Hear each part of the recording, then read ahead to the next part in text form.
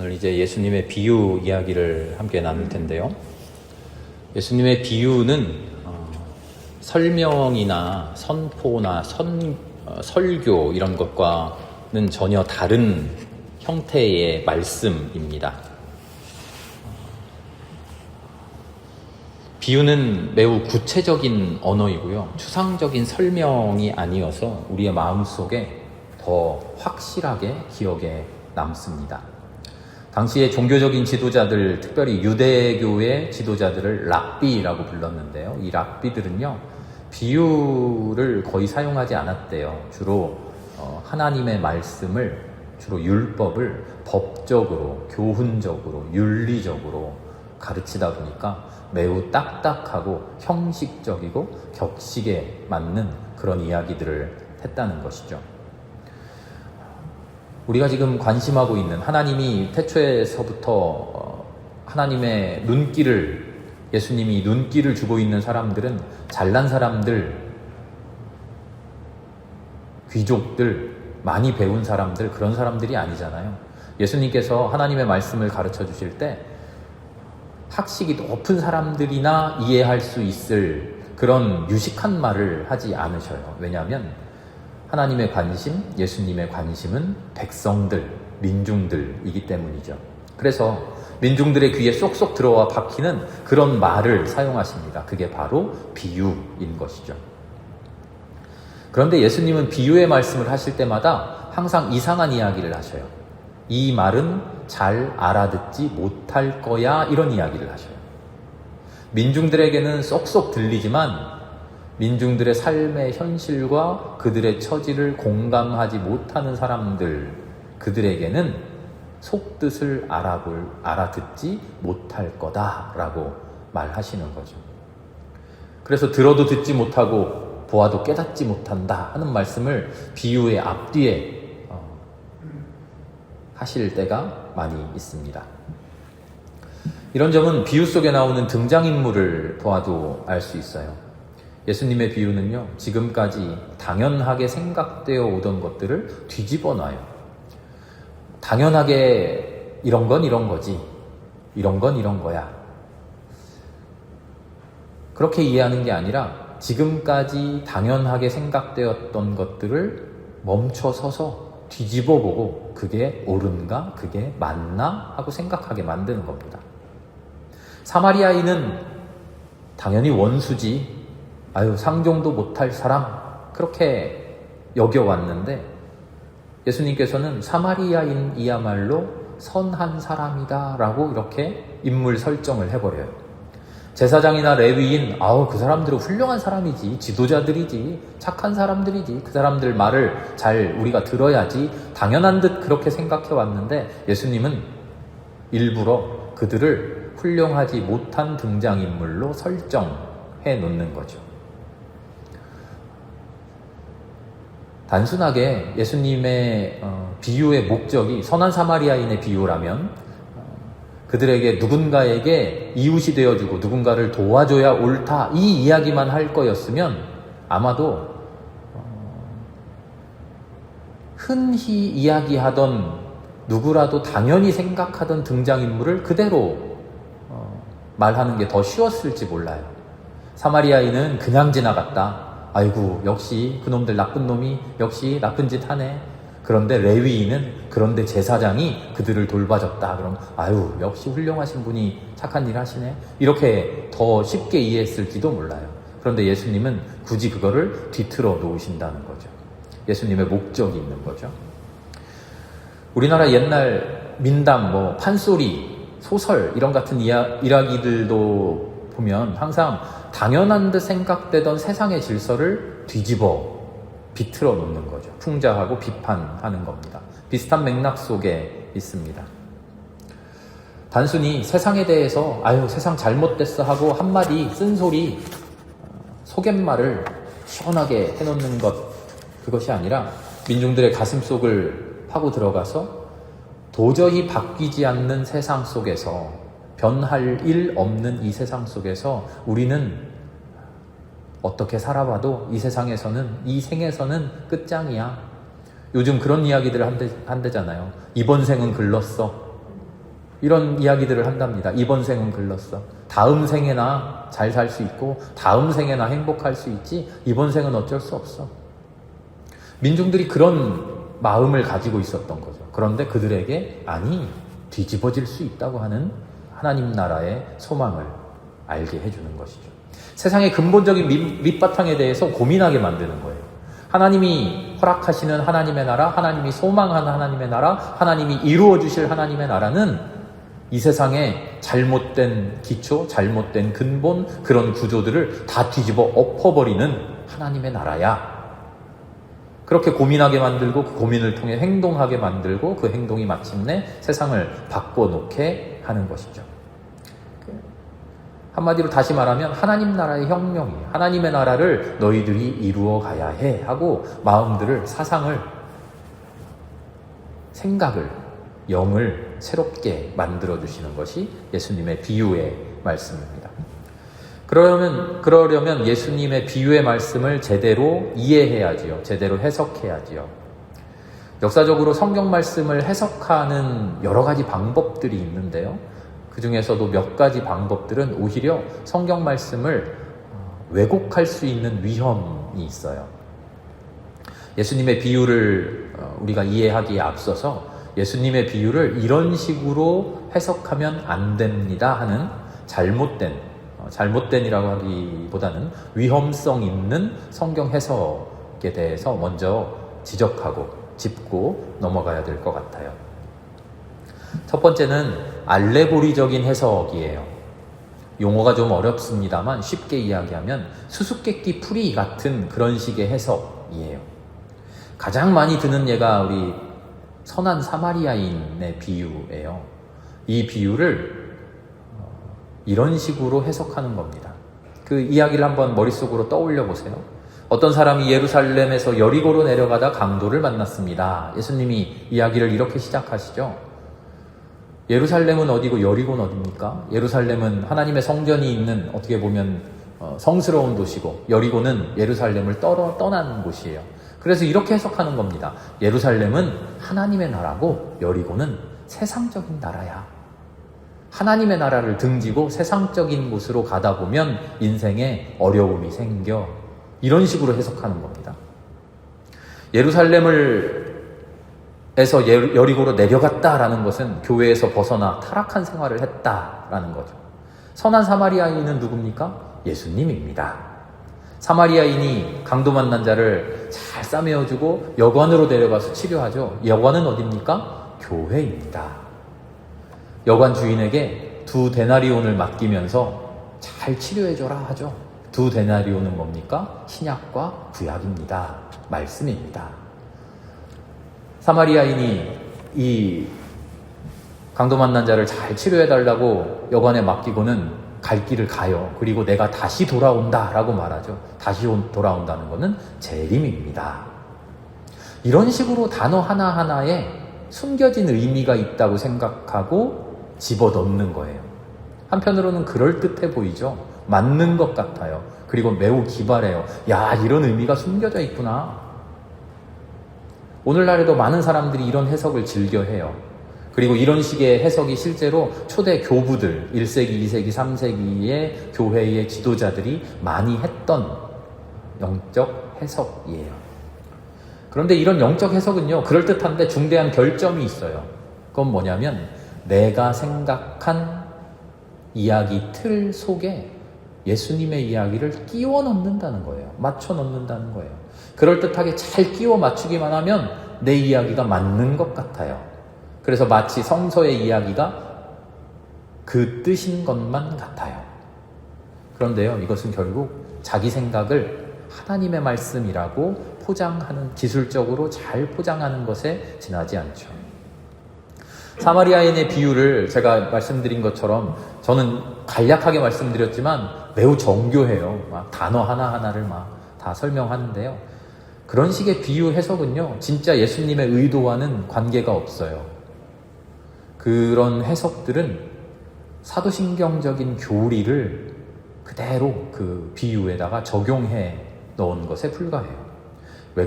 왜 교부들이 그렇게 생각했을까 추측해 보니까 이 초대 교회들의 교부들이 처해 있던 삶의 현실이 사도신경이 지배하는 신앙 고백의 세계 속에서 살았기 때문이에요.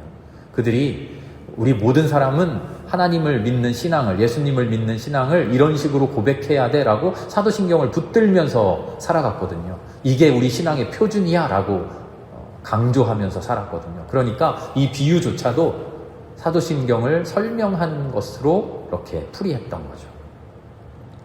이건 이거고 저건 저거고, 야 신비하네, 이런 숨은 뜻이 있었네, 이런 식으로 해석하는 것은 예수님의 비유를 올바르게 해석하는 방법이 아니에요. 두 번째로 위험한 성경 해석은 유형론적인 해석이라고 하는 건데요. 전형적인 형태, 그거 그런 이야기 나 들어봤어, 이것도 똑같은 얘기네. 우리 드라마나 영화 보면 그렇잖아요. 새로운 드라마가 나왔고 새로운 영화가 나왔다고 해서 보니까 옛날에 봤던 거야.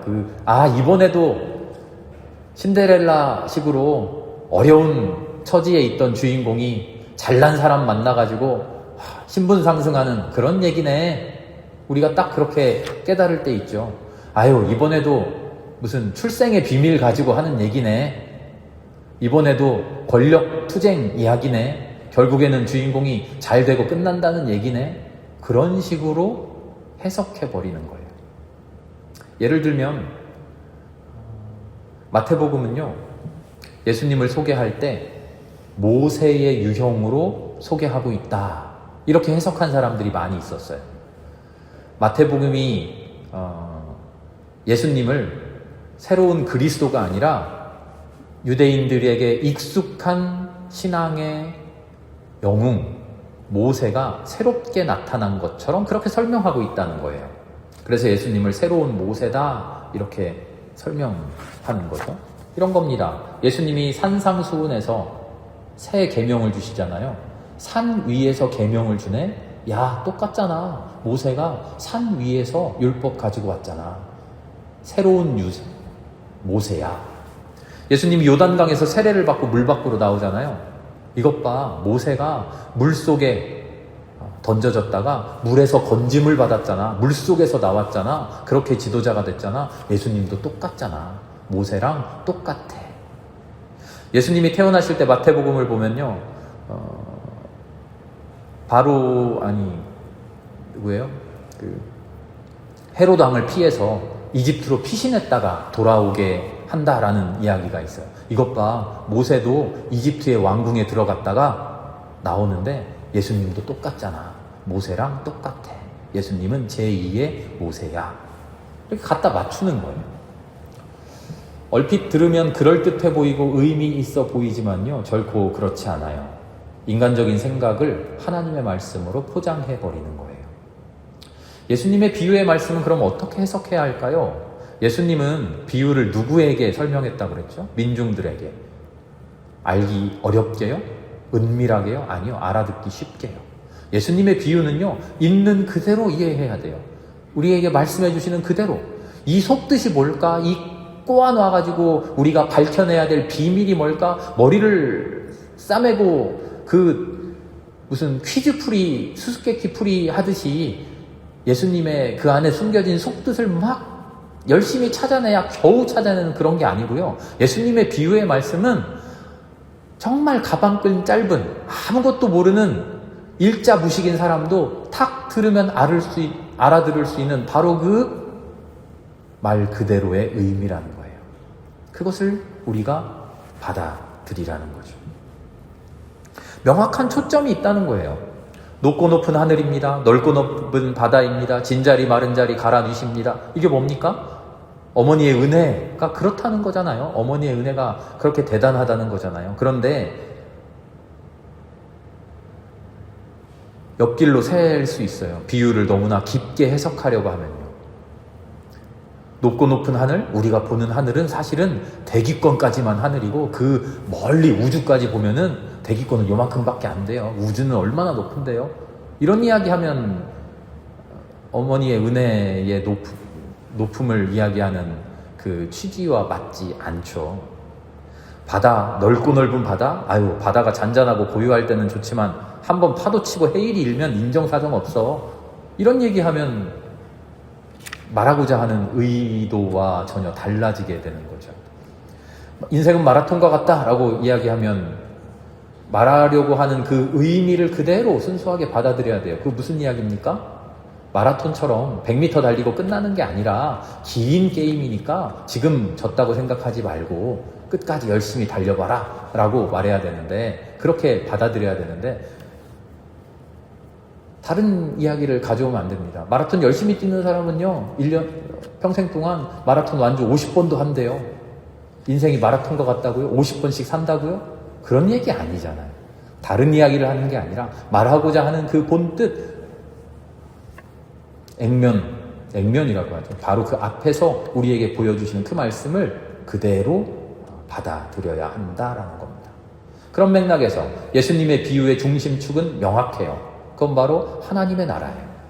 예수님의 비유 중에 80% 이상이 하나님의 나라는 이와 같다라는 설명으로 시작해요. 하나님의 나라는 이렇다. 무슨 이야기냐면 예수님은 비유를 통해서 우리에게 하나님의 나라를 표현해주고 싶은 거예요. 하나님의 나라를 설명해주고 싶은 거예요. 하나님의 나라를 느껴봐라, 하나님의 나라를 이해해봐라 하는 거예요.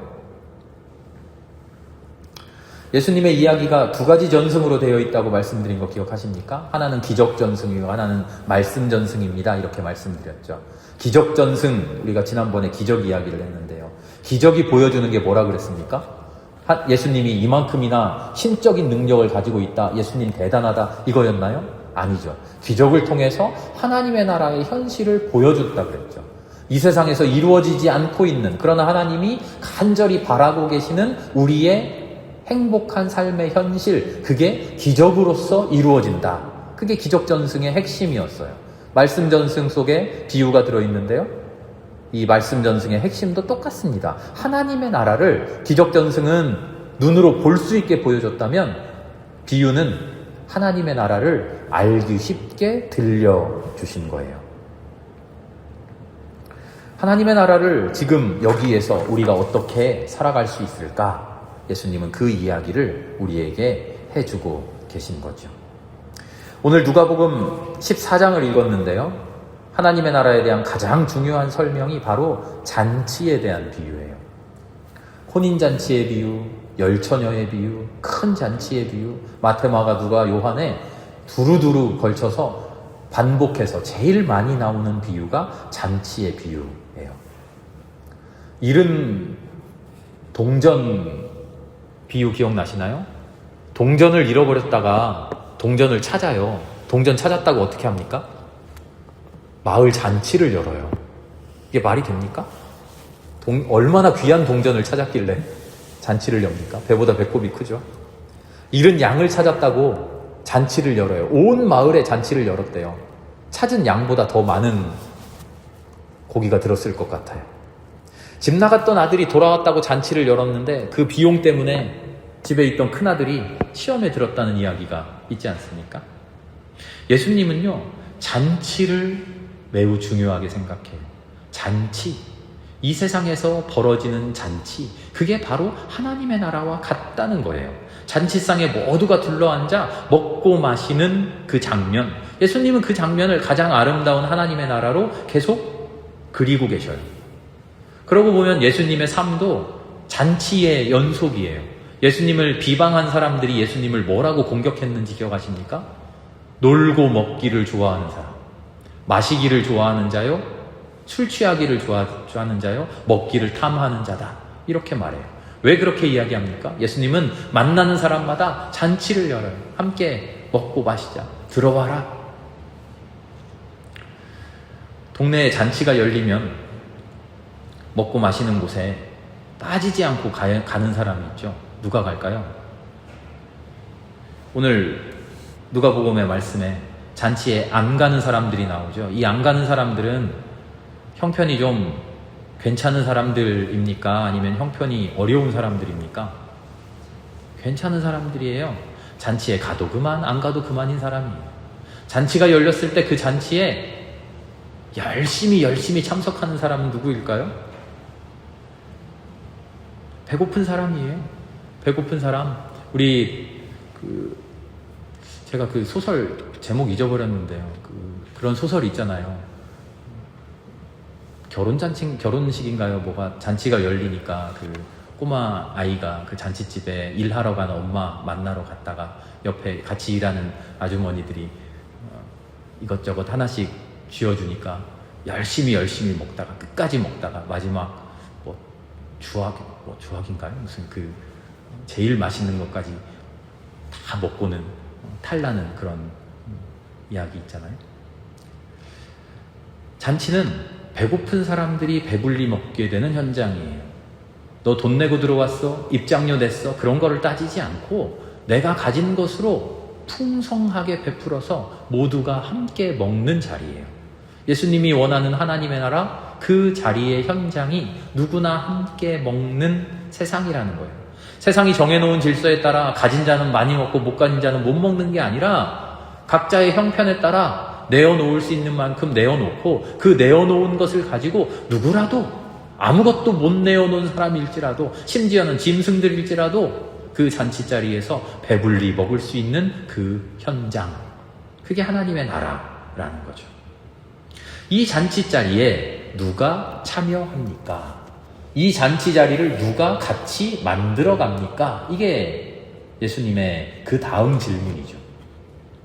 첫째는 이런 겁니다. 하나님의 나라는 잔치와 같습니다. 잔치는 어떤 겁니까? 누구라도 와서 함께 배불리 먹는, 배고픈 사람도 배불리 먹을 수 있고 아무것도 내지 않은 사람도 배불리 먹어야만 하는 그런 자리입니다.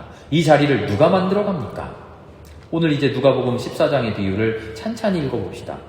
초대받은 사람을 데리러 가는데 초대받은 사람들이 못 오겠다고 합니다. 새로 밭을 샀는데 그 밭이 얼마나 좋은 밭인지 보러 가야 된다 그래요.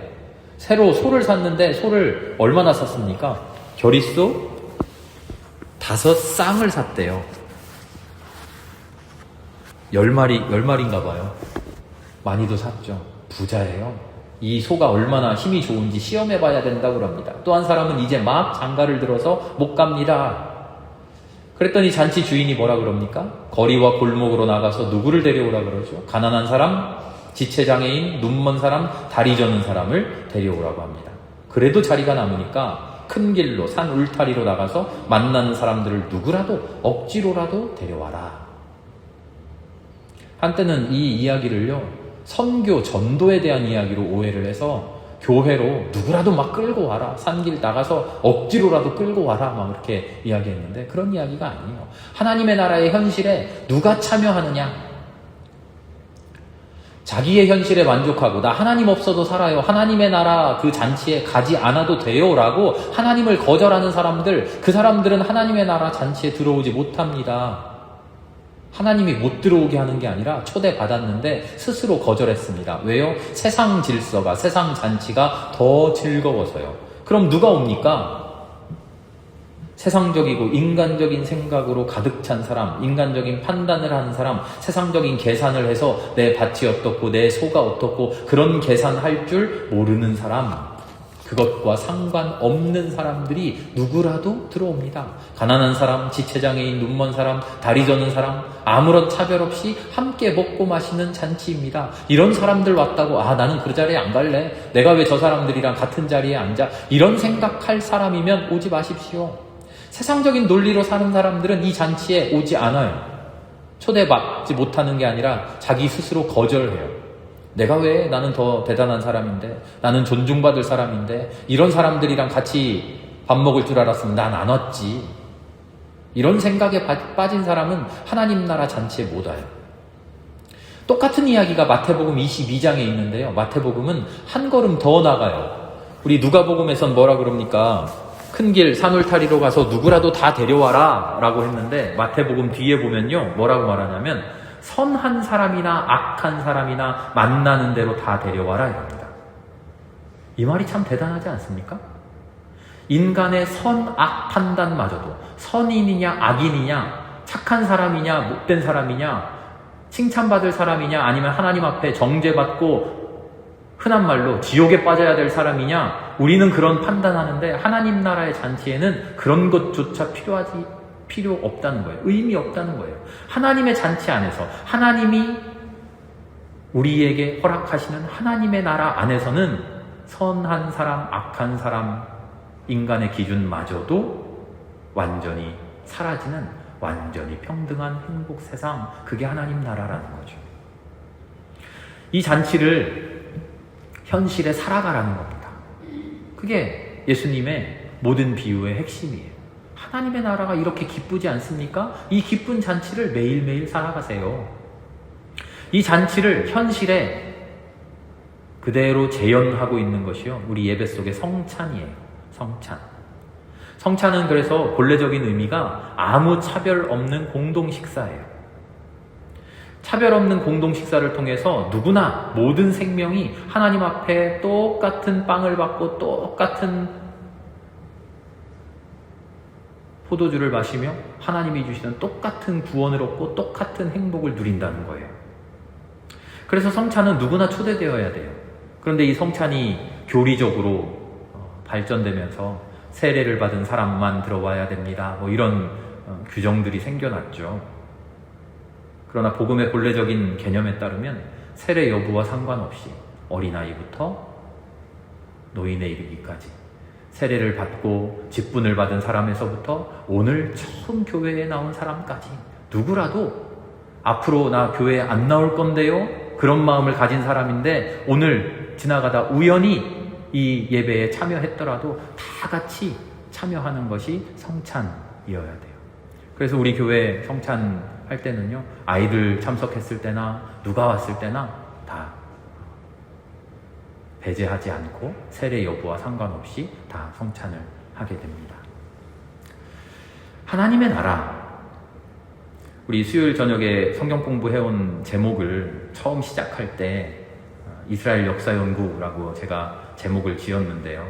이스라엘 역사 이야기로 출애굽기로부터 이제 시작해서 사사시대를 지나서 나라를 세우고 하는 그 역사를 중심으로 이야기해와서 이스라엘 역사연구라고 제목을 지었는데요. 오늘부터는 제목을 바꾸려고 해요. 하고자 했던 이야기는요, 하나님의 나라 역사예요. 하나님의 나라가 어떤 역사로 발전되어 왔고 어떻게 실현되어 왔는가 하는 이야기를 결국 하고 있는 거죠. 왜 우리들 인간은 우리 역사 속에서 하나님의 나라를 제대로 이루지 못했을까? 그런 하나님의 나라를 하나님은 끝까지 우리에게 권고하고 권유하고 이루어 주시려고 노력하고 계신 것이죠. 지금은 예수님께서는 예수님의 삶 속에서 기적으로 비유를 통해서 또 그 하나님의 나라를 보여주고 계신 것이죠. 모두가 존중받는 세상, 모두가 사랑받는 세상, 아무도 차별받지 않는 세상, 가난한 사람, 지체장애인, 눈먼 사람, 다리 젖는 사람, 이런 사람들 모두가 초대받는 세상. 나 입장료 없는데요, 나 거기다 낼 거 없는데요, 그런데 가도 되나요? 오십시오. 누구라도 오십시오. 거절받지 않는 바로 그 세상. 우리 그리스도교 신앙을 한마디로 요약하면 우리 사랑이라고 말하는데요, 이 사랑은 지극히 낭만적이고 추상적인 그런 사랑이 아니에요. 지극히 현실적이고 구체적인 거예요. 내가 누군가를 사랑한다면 내 것을 내어주어야 되고요, 내가 내 것을 내어줌을 통해서 내가 배고파질 수 있는, 그것을 감내하고 기뻐할 수 있는 사랑. 그래서 예수님은 이렇게 말씀하시죠. 사랑을 내 이웃을 내 몸과 같이 사랑해라.